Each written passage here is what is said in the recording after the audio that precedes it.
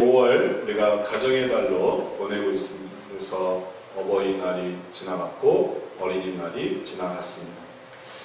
근데 이제 어버이날, 어린이날 다 끝나고 이제 다 끝난 줄 알았더니 또 스승의 날이 있습니다. 스승의 주일. 이게 돈 나갈 때가 만만치 않은 거예요. 그래서 스승의 주일을 이렇게 우리도 주일 교회에서 스승의 주일로 지키면서 스승이 왜 가정의 달에 있을까? 그래서 생각해 봅니다. 엄밀히 말해서 스승은 가족이 아니지 않습니까? 남입니다. 그런데 왜 가정의 달에 이 스승이 있을까? 생각해 보면 사실 부모가 자식들을 다 가르쳐 줄 수가 없습니다. 어느 시기가 지나가면 부모는 일하러 가야 돼요. 애들은 학교로 갑니다. 유치원으로 갑니다. 어린이집으로 갑니다. 그리고 끝나면 모입니다. 부모가 날마다 자녀와 함께 있는 게 아닌 거예요. 그럼 그 많은 시간에 자녀들과 더 연합하며 자녀들과 더 교제하며 자녀들과 더 가르치는 분은 누굽니까? 선생님, 스승님입니다. 그것이 초, 중, 고, 대학교, 대학원, 그 다음에 또 성인이 된 다음에도 우리가 계속해서 공부하며 또 신앙생활하며 신앙생활 속에서도 또 스승을 만나는 이런 삶이 사실은 결국 가정을 섬기는 도움이 되는 것입니다. 그래서 사실 생각해보면 가족은 아니지만 가정에 유익해요. 선생님이 아니었으면 부모가 못 감당합니다. 그러나 선생님이 있으니까 그 애를 감당해 주는 거예요. 그래서 가정이 복돼 가정이 세워지는 것입니다. 그러고 보면 참 가정의 날에 스승의 날이 있는 게 참 의미 있는 일이에요. 그런데 우리나라에서 스승의 날의 기원을 생각해 보면 사실 이런 걸 따져서 이 스승의 날을 한 게 아닙니다. 스승의 날의 기원은 처음에 1958년도 충남의 강경여고에 RCY 단원들이 있었는데 이 단원들이 퇴직하신 선생님들, 현직에 있는 선생님들, 혹은 병중에 있는 선생님들을 문안하면서 시작됐어요. 1958년, 6.25 전쟁 이후에 얼마나 이제 너무나 힘들고 또 어렵게 살았습니까? 남 돌볼 틈이 어디 있어요? 자기 먹고 살기 힘들 때. 근데 여기 RCY가 좋은 일 해요. 그리고 충남 사람들이 참 양반이에요. 이렇게 해가지고 이게 시작이 된 겁니다. 그리고 1963년도에 그 RCY 충남 협의회가 있는데 그 전체에서 이 얘기를 듣고 이거 참 너무 좋다. 그걸 그 학교에서에만 행사로 생각하지 말고 우리가 9월 21일을 은사의 날로 정하자 해가지고 은사의 날로 정해서 다 같이 지키기로 한 거예요. 그리고서 그 이듬해 1964년도에 은사의 날을 스승의 날로 이름을 바꿨어요. 그리고 날짜도 5월 26일로 변경해서 이제 따뜻할 때 이 5월의 가정의 달에 하기로 결정을 한 거예요. 그렇다면 그럼 오늘 우리 요즘에 지키고 있는 5월 15일은 그럼 왜 생겼느냐 하면 다 사연이 있더라고요. 1965년도에 세종대왕 탄신일이 5월 15일이라는 거예요. 그러니까 우리 민족의 스승, 전국적으로 지키기 위해 우리 민족의 스승의 탄신일을 기념해서 5월 15일이 스승의 날로 결정이 된 거예요. 그리고 1973년도에는 이제 국민교육 헌장 선포하면서 스승의 날과 이게 겹치니까 폐지를 시켰어요. 그러다가 1982년도에 다시 부활해서 현행에 이르게 된 것입니다. 이게 이제 스승의 날의 유래와 기원이었습니다. 이렇게 이 기원을 이렇게 생각을 해보면 정말 스승을 생각하는구나. 그리고 스승이 세종대왕이었구나. 저도 이거 찾아보면서 알게 됐어요. 세종대왕 탄신일. 근데 그런 얘기는 안 하더라고요. 세종대왕 탄신일이 스승의 날이었다는 건 안 하더라고요. 알아보니까 세종대왕이 관련이 있는 거예요. 그럼 결국 우리의 스승, 우리 민족의 스승, 우리 한민족의 스승, 한글을 만들어주신 얼마나 고마운 스승이에요. 그래서 그런 의미로 지키는구나. 그러니까 참 일리가 있더라고요. 그렇다면 우리 그리스도인들에게 스승은 누구겠습니까? 우리 믿는 사람들에게 스승은 누구겠어요? 스승의 날이 그런 식으로 정말 의미 있고 정말 가르침이 있고 그리고 귀한 것을 알려주신 그분을 생각하는 것이라면 우리 그리스도인들에게 스승은 예수님이죠. 예수님. 누구라고 알려주셨다고요? 예수님이 우리의 스승 되시는 거예요. 그러면 예수님이 어떻게 스승이 되셔? 예수님 우리 하나님이시지. 예수님 우리의 구세주시지. 스승은 너무 낮잖아. 예수님이 어떻게 스승이라니? 아니 어떻게 예수님이 선생님이 될 수 있어? 예수님은 아주 왕이시고 하나님이시지. 그런데 생각해보면 예수님은 또 낮아지세요. 우리들을 가르쳐 주십니다. 하나님은 우리에게 높고 높으신 분이기만 하는 게 아니에요. 그래서 우리로 하여금 이제 내가 구원받았다. 그럼 구원받으면 끝이 아닌 거예요. 이제 구원받은 동안 이제 구원받은 자로서 살아가는 그 삶, 그 삶을 가르쳐 주시는 분이 누구냐? 그분이 바로 예수님입니다. 그러니 예수님이 스승이 되시는 것이죠. 오늘 우리가 읽은 말씀에 바로 그 내용이 있습니다. 21절에 진리가 예수 안에 있는 것 같이 너희가 과연 그에게서 듣고 또한 그 안에서 가르침을 받았을진데 누가 가르쳤습니까? 예수님 안에서 가르침을 받은 거예요. 예수님의 가르침이 있습니다.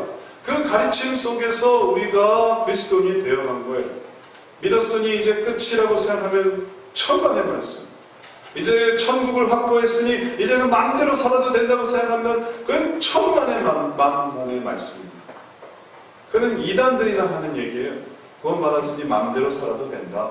그 구원은 이제 변함없어. 이제 나는 이기적으로 살아도 돼. 나 자신을 위해서 살아도 돼. 욕심을 살아도 돼. 왜냐하면 구원받았으니까.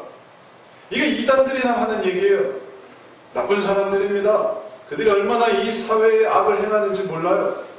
그런 악한 생각을 하는 사람들이 아니고 우리들은 믿었기 때문에 이제 우리 시작된 거예요. 믿었기 때문에. 구원받았기 때문에 시작된 거예요. 그리고 예수님도 그래 이제 내가 너를 구원해줬으니 이제 나한테 배워라. 주님이 가르쳐 주시는 것입니다. 그럼 주님이 뭘 가르쳐 주실까요? 주님이 가르쳐 주시는 것은 너희는 유혹의 욕심을 따라 썩어져가는 구습을 쫓는 옛사람을 벗어버리고 오직 심령으로 새롭게 되어 하나님을 따라 의와 진리의 거룩함으로 지으심을 받은 새 사람을 입으라. 새 사람이 되도록 주님은 가르쳐 주시는 것입니다. 그런데 이 새 사람이 되는 건 쉽지 않아요.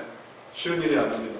이렇게 되기 위해서는 옛사람을 벗어버려야 돼요. 옛사람이 있는데 새 사람을 입을 수가 없습니다. 여러분 새 옷을 한번 샀다고 생각해 보세요. 우리 장로님이 새 옷을 사셨다. 자, 그러면 새 옷을 입으려면 뭘 버려야 되겠어요? 헌 옷을 버려야 되는 거죠. 근데 헌 옷은 아까우니까 헌 옷 입고 그 위에 새 옷을 끼어 입을 수 있겠습니까? 헌 양복에 새 양복을 같이 끼어 입는 사람 보셨어요? 헌 점퍼에 새 점퍼를 또 같이 끼어 입는 사람 보셨어요? 천만의 말씀입니다. 그건 버리는 거예요. 예전의 삶을 버리는 거예요. 근데 안 벗으려고 해요. 이거 아까운데, 이 역사가 있는데, 이게 문화가 있는데, 나의 추억이 깃들여졌는데, 이거 내가 버릴 수 없는데, 그러면 그거 계속 입고 살든지. 그렇지 않고 새 옷이 있는데, 여기에 연연한단 말이에요. 어느 옷에. 그걸 이제 설득하는 거예요. 어느 옷을 버리고, 어느 옷을 버리고, 마음을 새롭게 하는 거예요. 새로운 마음, 이제 새 옷을 입을 준비를 하자. 기쁜 마음. 그리고 새 옷을 입는 거예요. 새 옷을 입을 때 그때 얼마나 깨끗합니까? 이게 이론적으로는 너무 좋지만 이게 너무 어려울 때가 있어요. 왜냐하면 이렇게 살아본 적이 없으니까. 내 삶은 예전에 욱하는 삶이었어요. 내 삶은 예전에 암만 안 하는 삶이었어요. 내 삶은 예전에 그냥 힘들면 그냥 아이고 나 몰라라 하고 그냥 들어눕는 그런 삶이었어요. 예전에 내 삶은 그냥 열받으면 그냥 와 하고 올라가는 그런 삶이었어요. 그게 내 옛사람의 모습이었어요. 그런데 예수님께서 그러지 말아라. 그러지 말아라. 듣고 싶어도 일어나라. 일어나고 싶어도 앉아라. 말하고 싶어도 말하지 말아라. 말 안 하고 싶어도 말해라. 주님이 이렇게 가르쳐 주신단 말이에요. 삶을 구원받은 사람으로서 항상 내 유익이냐 남의 유익이냐 생각할 때 아니다. 남의 유익이냐 내 목숨이냐 남의 목숨을 생각할 때 아니다. 남의 목숨이다. 그게 예수님이 보여주신 삶의 모습이에요. 그러니 때로는 그게 힘들고 그게 때로는 어렵고 그게 때로는 괴롭지만 그러나 그것을 감당하고자 할 때에 그 다음에 어떻게 됩니까? 새 사람이 있는 거예요. 힘들지만 이 일에 주님이 붙들어 주셔서 우리가 그런 삶을 살 수 있습니다. 그런 삶을 살아야만 합니다. 그게 우리를 구원하시고 그게 우리를 천국으로 인도해 주시고 그게 우리를 위해서 피를 흘리신 예수님의 희생의 가치에 우리가 새로운 삶을 살아나간다는 것. 이제 이러한 삶 속에서 주님의 말씀이 진행이 됩니다. 그래서 오늘 읽은 이 말씀 이후에 25절 보면 여러 가지가 나옵니다.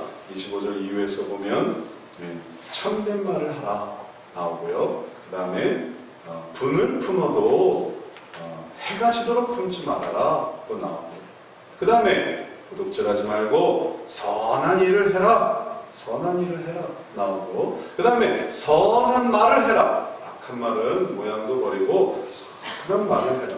그 다음에 성령을 근심하게 하지 말아라. 성령을 근심하게 하면 안 된다. 그 다음에 여섯 번째는 모든 악독과 분노와 시기와 다투는 것과 요란한 것 이런 것들을 버려라. 너무너무 좋은 말씀입니다. 이게 새로운 삶의 모습을 보여주시는 거예요. 그런데 이 모든 변화된 삶의 최종적인 그리고 가장 완성된 모습은 무엇인가 하면 32절에 있어요. 우리 같이 한번 읽어봅니다.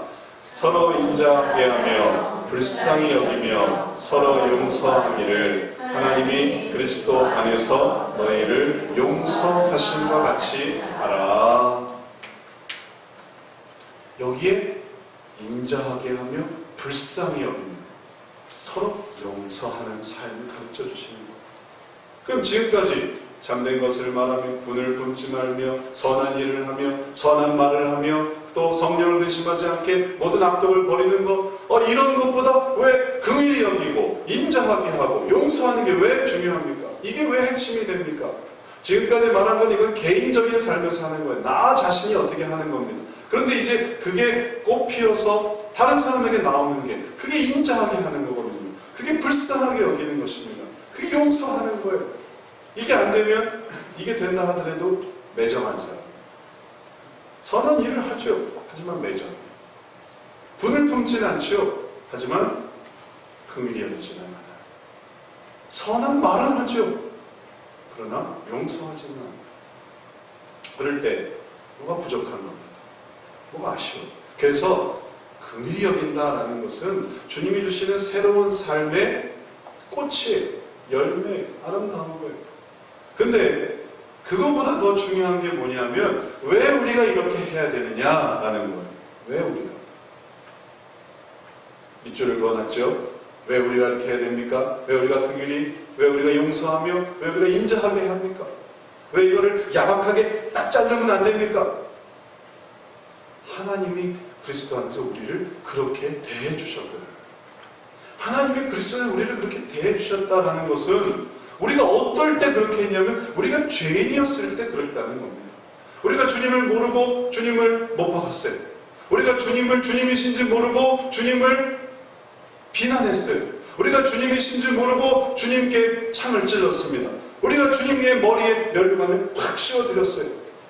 우리가 할 수 있었던 모든 일들 속에서 교회 다닌다고 하며 지었던 혹은 교회 안 다니면서 지었던 모든 죄가 우리가 그리스도에게 한 일이에요. 그러나 주님은 우리를 어떻게 생각하셨습니까? 주님은 자기를 잡는 자들을 위해서 용서해 주셨습니다. 자들을 핍박하는 채찍질하는 자들을 위해서 죄를 빌어주셨습니다. 자기 신에게 십자가에 못을 박는 자들을 위해 그들의 죄를 용서해달라고 기도하십니다. 그래서 우리가 죄인이었을 때 주님 우리를 용서해 주셨다고요. 우리를 인자하게 대해주셨다고요. 우리를 긍휼히 여기셨다고요. 심지어 사도 바울의 경우를 보십시오. 교회를 핍박하는 사도 바울에게 주님이 나타나셔서 하셨던 말씀은 사울아 사울아 내가 왜 나를 핍박하느냐. 이게 전부예요. 핍박을 받으면서도 교회를 핍박하셔서 주님이 핍박을 받으면서도 그 핍박하는 자에게 하신 말씀은 얘야 네가 왜 나를 핍박하느냐. 그게 전부란 말이에요. 천둥 번개가 내려야 되는 거 아닙니까? 지진이라도 나야 되는 거 아닙니까? 벼락이라도 맞아 죽어야 되는 거 아닙니까? 그 정도의 악한 일이었으면 그건 주님은 그렇게 하지 않았어요. 용서해 주셨습니다. 그러니 그 용서를 받은 우리가 어떻게 1만 달란트 빚진 우리 그 탕감을 받은 우리가 어떻게 500데나리온에 그 빚을 가지고 야박하게 하고 잔인하게 하고 강팍하게 이렇게 할 수 있겠습니까? 그게 안 되는 거예요. 그래서 우리가 긍휼히 여기며 인자하게 하며 용서하게 하는 것을 우리가 배운 겁니다. 그 주님이 가르침으로 배운 게 아니라 주님이 우리를 어떻게 대해 주셨는가를 통해 우리가 알게 된 겁니다. 성경 말씀을 읽어서 아는 게 아니라 성경 말씀에 쓰여진 그 은혜를 통해 우리가 알게 된 거예요. 그리고 그 은혜를 우리가 사람들에게 나타내기를 주님이 원하시는 것입니다. 서로 우리가 이러한 인자함과 긍휼함을 대상을 저 멀리서 찾을 필요가 없습니다. 저 어느 원수들에게서 이 인자함과 긍휼인 것 생각할 필요가 없습니다. 특별히 주님은 서로 인자하게 하며 불쌍히 여기며 서로 용서하도록 말씀해 주고 계시기 때문에 그런 것입니다. 우리 일상생활에서 우리의 삶 속에서 매일 되어지는 삶 속에서 우리가 인자하지 못하고 또 긍휼히 여기지 못하고 용서하지 못하는 삶은 아주 가까이에 있습니다. 그럼 우리 가족들에 대해서 우리가 그러한 마음을 갖는 거예요. 우리 부모님, 우리 배우자, 그리고 우리의 자녀들이 그게 용서가 안 되는 거예요. 그게 안 되는 거예요. 그러나 주님은 말씀하셨습니다. 서로 긍휼히 여기고 서로 불쌍히 여기고 서로 용서해라. 이제 이것이 주님의 귀한 가르침이에요. 그것을 우리가 배웠습니다. 주님으로부터 배웠습니다. 우리가 정말 기억해야 되는 건 주님이 우리에게 이것을 가르쳐 주셨다라는 사실이에요. 주님이 이것을 우리에게 어떻게 가르쳐 주셨겠습니까? 이 놀라운 진리를 우리가 어떻게 살아야 되는지에 대한 이 놀라운 진리를 주님은 우리에게 어떤 방식으로 가르쳐 주셨습니까? 주님이 살아오신 게 아니지 않습니까? 주님은 우리에게 주님의 종들을 통해 주님의 사람들을 통해 이걸 우리들에게 가르쳐 주셨던 것이에요. 사실 이 말씀을 거슬러 올라가 보면 11절까지 올라가게 되고 11절에 사실 전반적으로 중요하게 나타나는 그러한 내용들이 나옵니다. 사실 그 흐름 속에서 이게 이렇게 진행됐던 것이에요. 11절에 보면 그가 혹은 사도로 혹은 선지자로 혹은 복음 전하는 자로 혹은 목사와 교사로 주셨으니 주님이 주셨다는 거예요. 그래서 우리에게 사도가 의미가 있었습니다. 선지자가 의미가 있습니다. 복음 전하는 자가 의미가 있어요. 목사가, 교사가 의미가 있습니다. 왜냐하면 주님이 주셨으니까. 주님이 아니면 하나 의미가 없습니다. 우리 신앙 속에서 우리가 배우는 모든 것이 하나님의 가르침이 아니라면 우리가 뭘 배우고 있는 거예요? 우리가 뭐 도덕을 배웁니까? 우리가 철학을 배웁니까? 우리가 옛날 이야기를 배웁니까? 이스라엘 역사를 배우는 시간인가요? 그런 게 아닌 겁니다. 우리는 하나님 그리스도로부터 배우고 있는 거예요. 그걸 배우게 하기 위해서 주님은 사도를 주시고 사도들이 사도적인 깨달음으로 말씀을 증거했고 선지자들이 그 말씀을 또 가르치고 실천했고 복음 전하는 자들이 열심히 발품을 팔아 복음을 전했고 그게 흘러 들어와서 목사로 교사로 오늘날 우리에게 스승이 되는 우리에게 가르침을 주는 그러한 역할들을 하는 주님의 종들을 만나게 되었던 것입니다.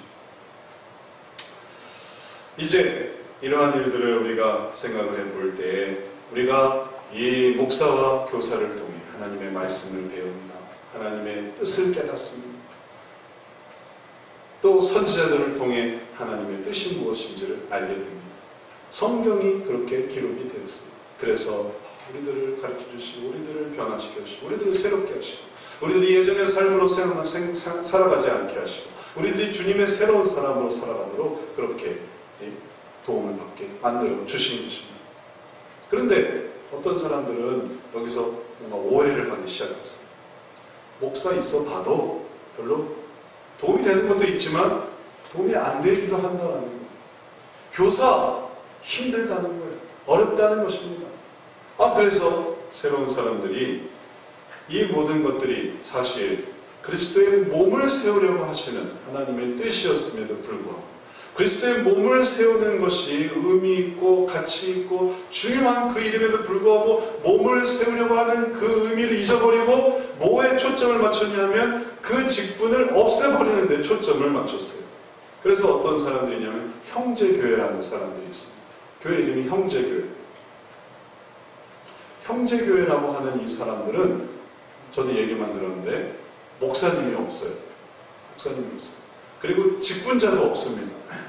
오직 장로님만 있어요. 장로님은 남겨놨더라고요. 그러니까 우리 장로님은 그 교회 가면 이제 존재하실 수가 있는 거예요. 저 가면 사라져요. 의미가 없어져요. 집사도 사라져요. 권사도 없어요. 장로님만 있어요. 그리고 다 형제와 자매. 왜 그렇게 했는가 하면 목사직이 이게 권위가 생긴다는 거예요. 이건 불편하게 된다는 거예요. 이 직분자를 세우니까 이 직분 때문에 아주 그냥 욕심을 낸다는 거예요. 그러니까 그걸 없애버렸어요. 그 기발하죠. 그러니까 없애버리니까 장로는 안 없앴어요. 장로도 없애지. 장로는 놔뒀어요. 그래서 장로님이 강도를 하고 장로님이 뭐 책임질 거 책임을 지고 그 다음에 형제님, 자매님. 정말 중요한 거는 그리스도의 몸을 세우는 건데 그리스도의 몸을 세워서 격려하고 돌보고 가르치고 또 하고 하는 건데 그 평등. 우린 평등해야만 해. 우린 똑같아야만 해. 우리는 누가 누구를 가르치거나 그러지 말자. 우리는 똑같이 다 하자. 그 평등에 초점을 맞추니까 어떻게 되어야 되는가 하면 아무도 가르치는 사람이 없는 거예요. 아무도 권면하는 사람이 없는 거예요. 권면은 하죠. 그러나 직분으로 권면하는 게 아니라 그냥 형제와 자매로 권면하고 얘기해 주는 것입니다. 정말 우리에게 주신 중요한 의미를 놓치고 있는 거예요. 그건 그리스도의 몸을 세우는 것이거든요. 그리스도의 몸을 세워서 그것으로 인해서 하나님의 가르침을 담게 만드는 것이거든요. 그래서 우리에게 목사와 교사가 주어져서 그 목사와 교사를 통해 그리스도의 그 뜻을 이룰 수 있게 했던 것입니다. 그렇게 보면 저도 참 좋은 목사님을 만났습니다. 과거에, 청년 시절에, 또 학생 시절에. 제가 다녔던 교회 얘기를 해드렸잖아요. 그 교회에서는 열심히 말씀을 가르쳐요. 아니 무조건 말씀이에요. 무조건 말씀. 그리고 말씀도 아주 그냥 교리적으로 그냥 얼마나 확실하게 가르치는지 글을 외우고 또 시험 보고 그게 처음에 힘들었는데 남는 거 있더라고. 내가 그걸 했다. 내가 그 교리에 분명하게 섰다. 내가 여기에 흔들리지 않는다. 그리고 나서는 뭐 이상한 얘기 들으면 이게 딱 구분이 되는 거예요. 옳고 그른지가 딱 구분이 되는 거예요. 왜? 그런데 가도 괜찮은데? 이런 사람이 있어요. 괜찮은데?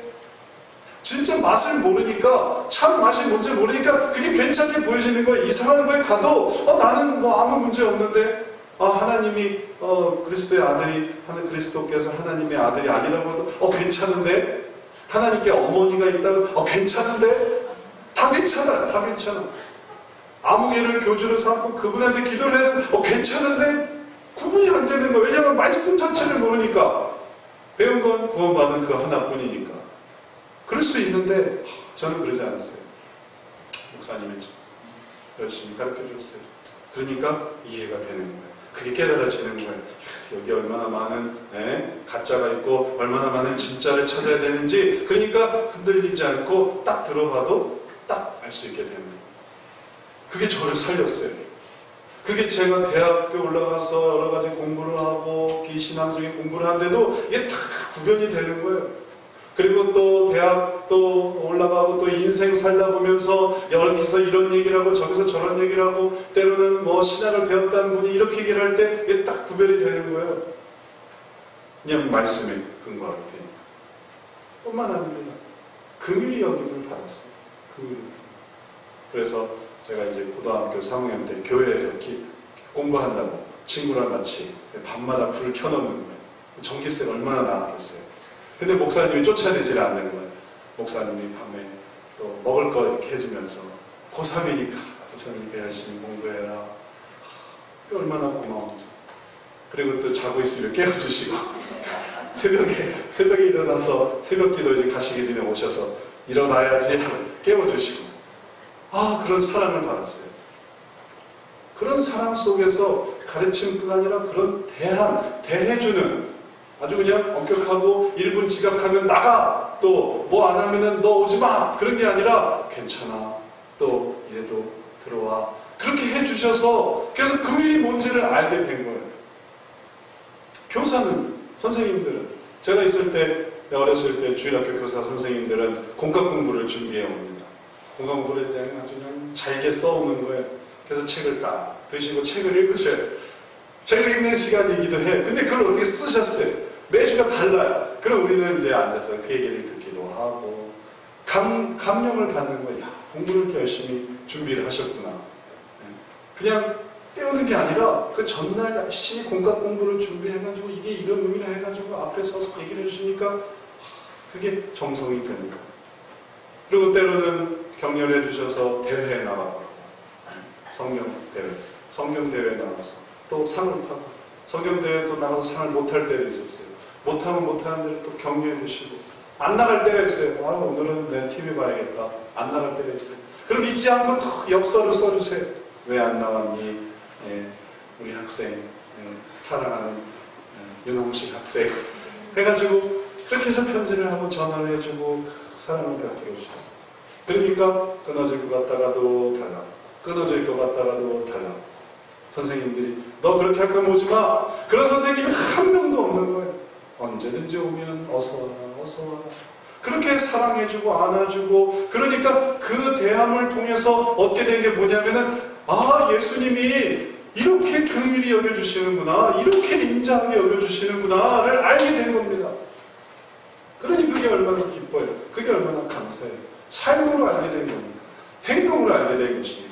오늘날 우리에게 있는 모든 선생님들이 그리스도의 그 가르침을 가지고 나타냅니다. 주님은 우리들을 왜 왔느냐 하지 않으세요. 내게 왜 그런 걸 요구하느냐 하지 않으세요. 그럴 거면 오지도 말아라 하지 않으세요. 언제든지 와라.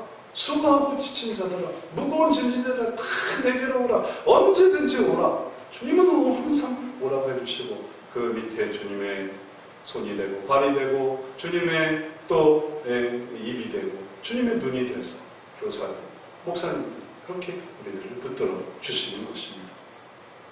이제 이 모든 것들을 우리가 깨달을 때 어느새 우리에게 긍휼이 생깁니다. 어느새 우리에게 사랑이 생깁니다. 어느새 우리에게 인자하게 대할 수 있는 마음이 생깁니다. 때로 우리의 부모님은 너무나 가혹했지만 또 너무나 매서웠지만, 그러나 교회에서 그리스도 안에 참된 사랑을 알게 됐습니다. 그건 얼마나 좋은 일입니까? 우리가 얼마나 그 좋은 것들을 깨달았습니까? 그런데 그 모든 것을 깨닫고 주님께서 우리들에게 그걸 나누라고 하십니다. 갈라디아서 6장 6절 말씀에서 가르침을 받는 자는 말씀을 가르치는 자와 모든 좋은 것을 함께 하라.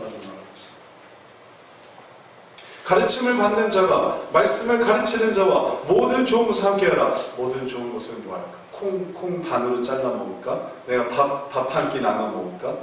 정말 좋은 것을 함께할 수 있는 가장 좋은 것은 무엇인가 하면 바로 우리가 새 사람으로 알게 된 인자하게 여기고 긍휼하게 여기고, 그리고 그 속에서 용서하는 것, 그것을 나눌 수 있는 것입니다. 누구와? 가르침을 주는 자와 주님이 세우신 교사들과 목사들과 정을 나누는 것, 언제나 가르침을 받기만 하는 자들이 아니라 가르침을 받은 자로서 가르치는 자와 말씀을 가르치는 자와 그 기쁨을, 그 긍휼을, 그 사랑을 나눌 수 있는 것입니다. 그러면 그건 뭐라고 하셨습니까? 하나님이 스스로 속이지 말라. 하나님은 만물의 여김을 받지 아니하시나니 사람이 무엇으로 심든지 그대로 거두리라.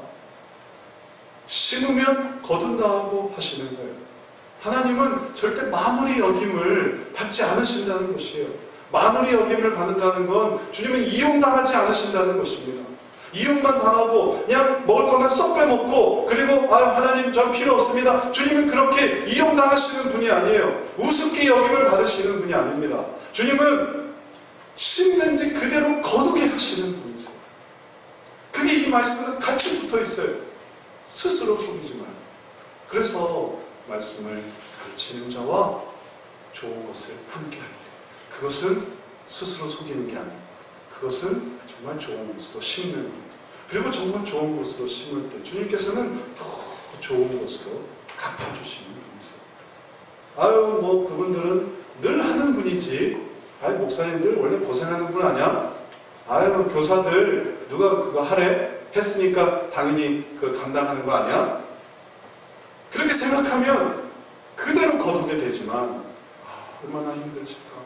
얼마나 애쓰실까? 그분도 사람인데 얼마나 수고하고 힘들까?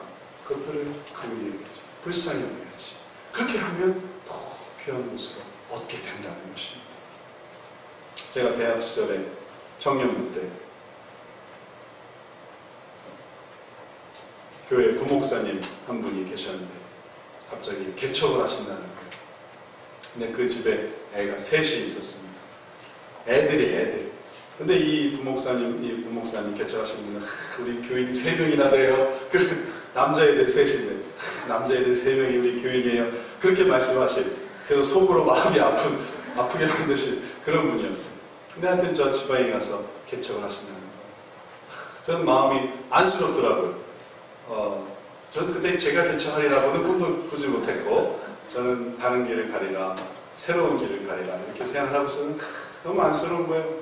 개척을 하신다고 멀리 애 셋을 데리고, 근데 교회에서는 별로 지원도 안 해주고 그냥 혼자 하신다는 거예요.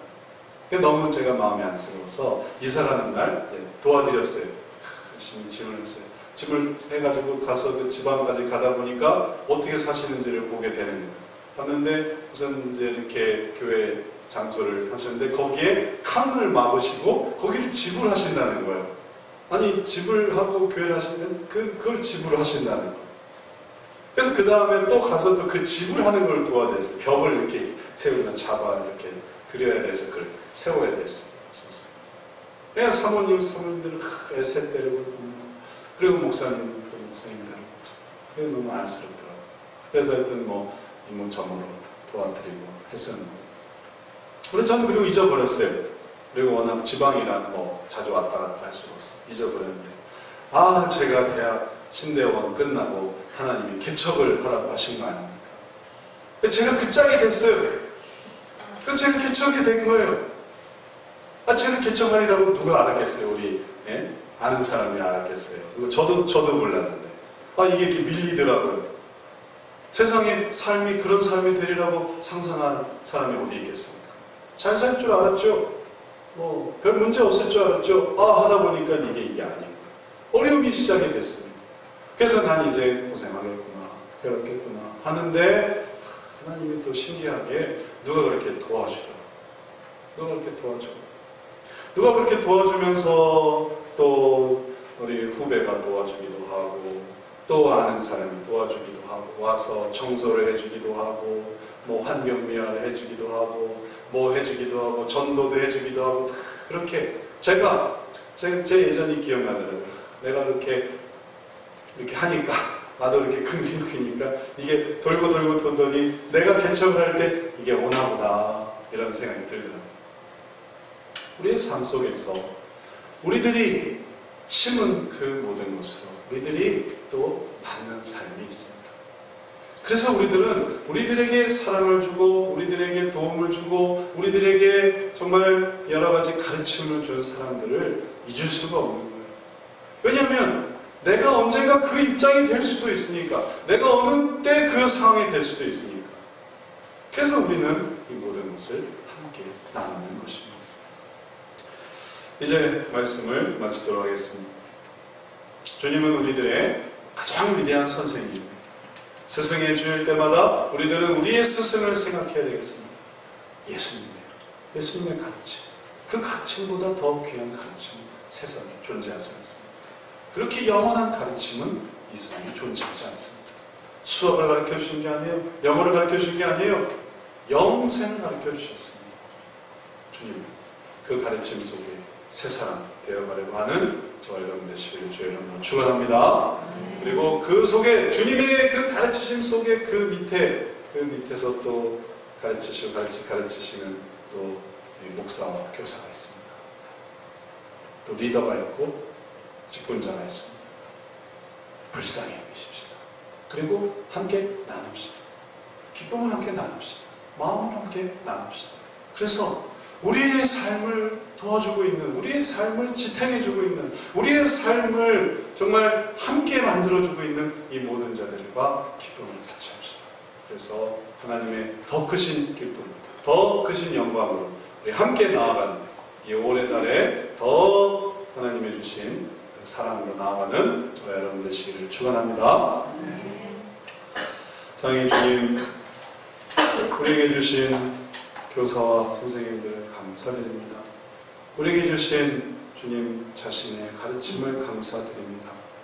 우리에게 원칙이 없었고, 우리에게 지조가 없었고, 우리에게 영혼이 없었고, 우리에게 삶의 소망이 없었을 때에 주님이 그런 것들을 내려주셔서 우리들이 불의와 싸우며, 우리들이 의의를 추구하며, 우리들이 자신을 버리며 정말 귀한 일들을 향해 나아갈 수 있도록 하셨사오니 감사드립니다.